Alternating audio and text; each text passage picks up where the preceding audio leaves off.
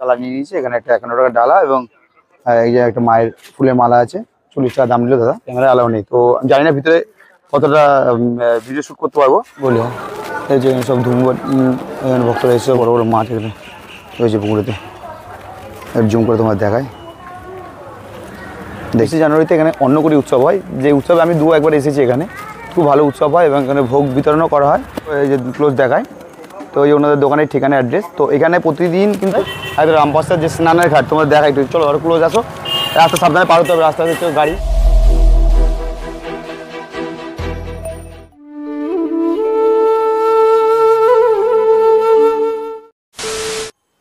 নমস্কার বন্ধুরা, আজকে আবার আমরা নতুন এক গন্তব্যের উদ্দেশ্যে রওনা দিলাম। আজকে আমরা চলেছি উত্তর 24 পরগনার হালি শহরের কুমারহট্ট গ্রামে সাধক রামপ্রসাদ সেনের ভিটেবাড়ি দর্শনে। সাধক রামপ্রসাদ সেন ছিলেন অষ্টাদশ শতকের এক শাক্ত কবি এবং সাধক। তার রচিত কালী ভক্তিগীতি এখনও সমানভাবে মানুষের কাছে খুব জনপ্রিয়, যা রামপ্রসাদ গান হিসাবে প্রচলিত। তবে চলো আজকে আমরা সেই সাধক রামপ্রসাদ দেবের ভিটে বাড়ি দর্শন করব এবং তার যে মন্দির সেটি দর্শন করব এবং তিনি যে গঙ্গা ঘাটে ডুব দিয়েছিলেন মাকে মাথায় করে, সবটাই তোমাদেরকে দর্শন করাবো।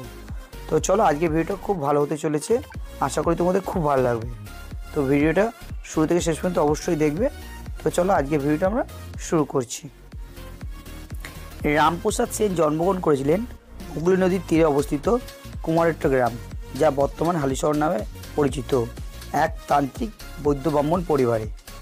তার জন্মের প্রকৃত তারিখটাই জানা যায় না, তবে বিভিন্ন তথ্য প্রমাণ বিশ্লেষণ করে অনুমান করা যায় তিনি জন্মগ্রহণ করেছেন সম্ভবত 1718 অথবা 1723 সালের মধ্যে।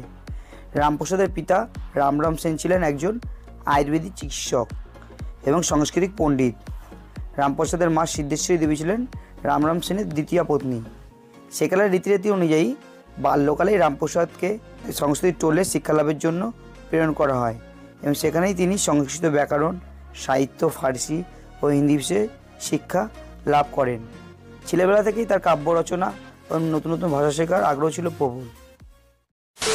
হ্যালো বন্ধুরা, আমি সুমন, আমার চ্যানেল ভবগুরু সুমন ব্লগে আরও একবার তোমাদের হাজির। তো আশা করি তোমরা সবাই ভালো আছো, সুস্থ আছো। তো আজকে আবার একটা নতুন ভিডিও নিয়ে তোমার সামনে চলে এসেছি। তো আজকে আমরা করে চলে এসেছি, আজকে আমরা চলে এসেছি উত্তর 24 পরগনা হালি শহরে কুমারহট্ট গ্রাম, যেখানে এসেছি কোথায় সাধক রামপ্রসাদ দেবের ভিটে বাড়ি বা মন্দিরে। তো এই আজকে এখানে তোমাদের টোটাল এই মন্দিরে আমরা এসেছি অলরেডি, এখানে বিকাল হয়ে গেছে, কারণ 5:30 মতো বাজে। তো আমরা আজকে অনেকদিন পরে, আমি এখানে অনেকবার এসেছি, তো আজকে অনেকদিন পরে যখন আমার সুযোগ হয়েছে আজকে পুজো দেবো এখানে মাইকে। তো অলরেডি আমি পুজোর ডালা নিয়ে নেবো এখান থেকে এবং এখানে পুজো কীভাবে নিয়মে পুজো হচ্ছে সবটাই তোমাদের দেখাবো।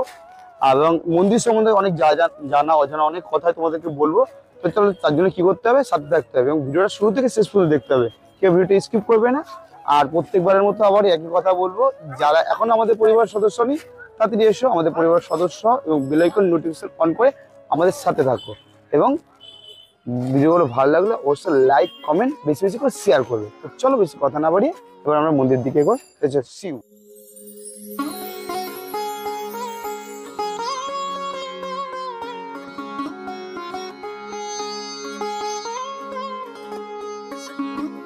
তো এখানে এখন পুজোর ডালা নিয়ে নেবে ছোট থেকে মায়ের মন্দিরে পুজো অনেকদিন পরে এসেছি, যেহেতু পুজো তো দেবই।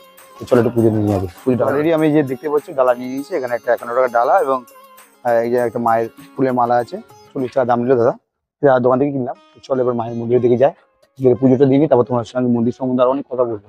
চলো চলে যাবো। রামরাম সেন চেয়েছিলেন তার পুত্র তার মতো পারিবারিক চিকিৎসাবৃত্তি গ্রহণ করুক, কিন্তু রামপ্রসাদ সেদিকে আগ্রহ ছিল না কোনো রকমই, বরং আধ্যাত্মিক জীবনযাপনেই তিনি অধিকতর সুখী ছিলেন। এতে উদ্বিগ্ন হয়ে তার পরিবারবর্গ সর্বাণী নামে এক বালিকার সঙ্গে 22 বছর বয়সী রামপ্রসাদ সেনের বিবাহ দেন। বিবাহের পর পারিবারিক প্রথা অনুযায়ী নবদম্পতি কুলগুরু মাধবাচার্যের নিকট দীক্ষা গ্রহণ করেন। কথিত আছে, দীক্ষা গ্রহণকালে গুরু তার কানে মন্ত্র প্রদান করলে তিনি দেবী কালীর অনুরক্ত হয়ে পড়েন। 1 বছর পর তার গুরুর মৃত্যু হয়। এরপর রামপ্রসাদ তান্ত্রিক যোগী ও পণ্ডিত কৃষ্ণানন্দ আগম বাগিসের শিষ্যত্ব গ্রহণ করেন। কৃষ্ণানন্দ আগম বাগিসে ছিলেন বঙ্গদেশে কালী আরাধনার প্রবর্তক এবং সুপ্রসিদ্ধ শাক্ত তন্ত্র গ্রন্থ তন্ত্রসারের রচয়িতা। আগম বাগসী রামপ্রসাদকে তন্ত্র সাধন ও কালী পূজা পদ্ধতির শিক্ষা দেন। হাতে নিয়ে নিয়েছি, এই আমি মন্দিরের সামনে দেখতে পাচ্ছি অলরেডি, সামনে ওখানে বড় করে লেখা রয়েছে। মন্দিরের দিকে দেখো, মন্দিরে কিন্তু ক্যামেরা অ্যালাউ নেই, তো আমি জানি না ভিতরে কতটা ভিডিও শুট করতে পারবো। তো চলো বাইরে থেকে যতটা পারবো তোমাদের দেখাবো, এবং আমি এখন মন্দিরের ভিতরে এন্ট্রি করছি। চলো সাথে থাকো।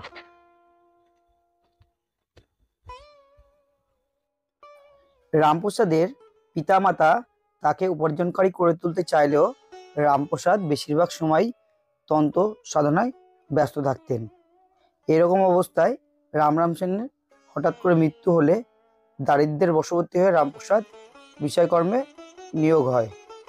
কলকাতায় এসে তিনি দুর্গাচরণ মিত্র নামে এক ধনীর কাছারিতে মাসিক 30 টাকা বেতনে কেরানির কাজ শুরু করেন। কথিত আছে, কাছারির হিসাব খাতায় রামপ্রসাদ শ্যামাসঙ্গীত লিখতে শুরু করলে অন্যান্য কর্মচারীরা তাদের মালিকের কাছে গিয়ে রামপ্রসাদের বিরুদ্ধে নালিশ জানায়।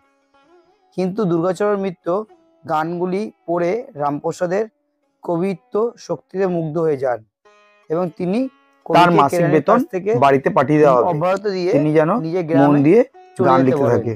এবং তিনি বলেন, গ্রামে ফিরে রামপ্রসাদ কঠোর সাধনায় মগ্ন হন। জানা যায় এই সময় তিনি আকণ্ঠ গঙ্গা জলে নিমজ্জিত অবস্থায় শ্যামার সঙ্গীত গাইতেন। তান্ত্রিক প্রথা অনুযায়ী তন্ত্র সাধনার আদর্শ পবিত্র এক পঞ্চবটী বট, বেল, আমলকি, অশ্বত্থ ও অশোক গাছের সম্মিলিত রূপ এর তলায় পঞ্চমূল্য আসনে বসে তিনি ধ্যান ও সাধন করতেন। লোক বিশ্বাস অনুযায়ী দেবী কালী আদ্যাশক্তি মায়ারূপে তাকে দর্শন দিয়েছিলেন। কৃষ্ণনগরের মহারাজ কৃষ্ণচন্দ্র রায় রামপ্রসাদের গান শুনে মুগ্ধ হন। তিনি নিজেও ছিলেন কালীভক্ত, তাই রামপ্রসাদকে তিনি তার সভাকবির মর্যাদা দেন। রামপ্রসাদ অবশ্য তার সবাই আসতেন না, তিনি তন্ত্র সাধনা এবং কালী পুজো করেই অধিকাংশ সময় অব্যাহত করতেন। কৃষ্ণচন্দ্র তাকে 100 একর নিষ্কর জমি দান করেছিল। এর প্রতিদানে রামপ্রসাদ তাকে তার বিদ্যাসুন্দর কাব্য কৃষ্ণচন্দ্রকে উৎসর্গ করেছিলেন। মহারাজ কৃষ্ণচন্দ্র রামপ্রসাদকে কবিরঞ্জন উপাধিও প্রদান করেছিলেন। মহারাজের অন্তিম সময়ে রামপ্রসাদ তার পাশে থেকে তাকে কালীর নাম গান শুনিয়েছিলেন। শোনা যায়, নবাব সিরাজউদ্দৌলা ও সুফি সন্তরাও রামপ্রসাদের আধ্যাত্মিক সঙ্গীতে মুগ্ধ হন।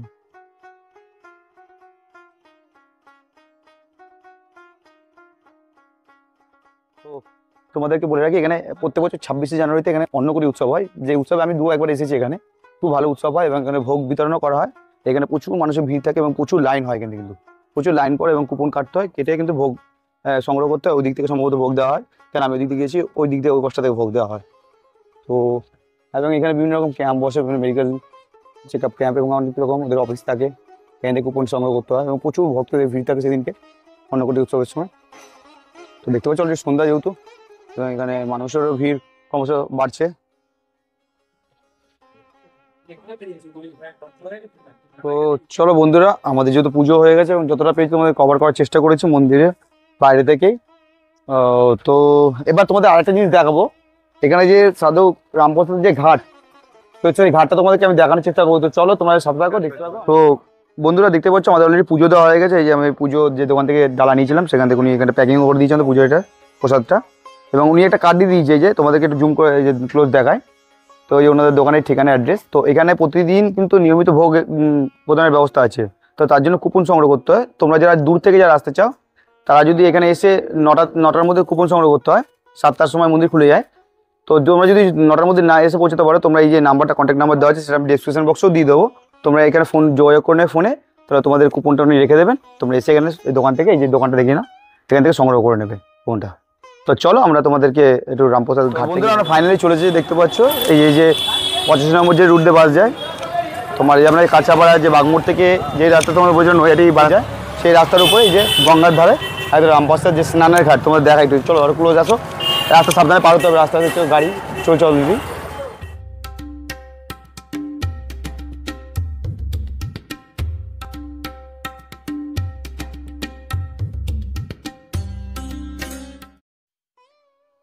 বৃদ্ধ বয়সে রামপ্রসাদের দেখাশোনা করতেন তার পুত্র রামদুলাল ও পুত্রবধূ ভগবতী।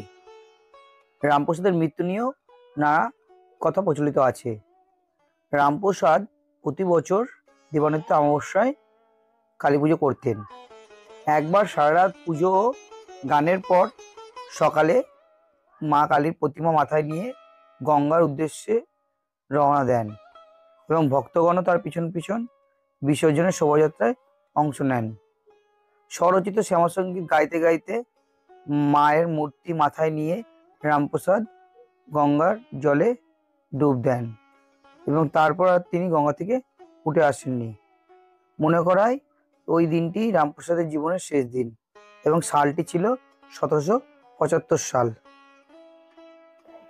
এইভাবেই রামপ্রসাদের জীবন অবসান ঘটে, কিন্তু তার মৃত্যুর পরও যুগ যুগ ধরে তার রচিত সব গান এখনো পর্যন্ত মানুষের মনে চির অমরগাথা হয়ে রয়েছে এবং সেগুলো জনমানুষে এখনো প্রসিদ্ধ এবং তার রচিত সমস্ত গান রামপ্রসাদী গান হিসাবে প্রচলিত।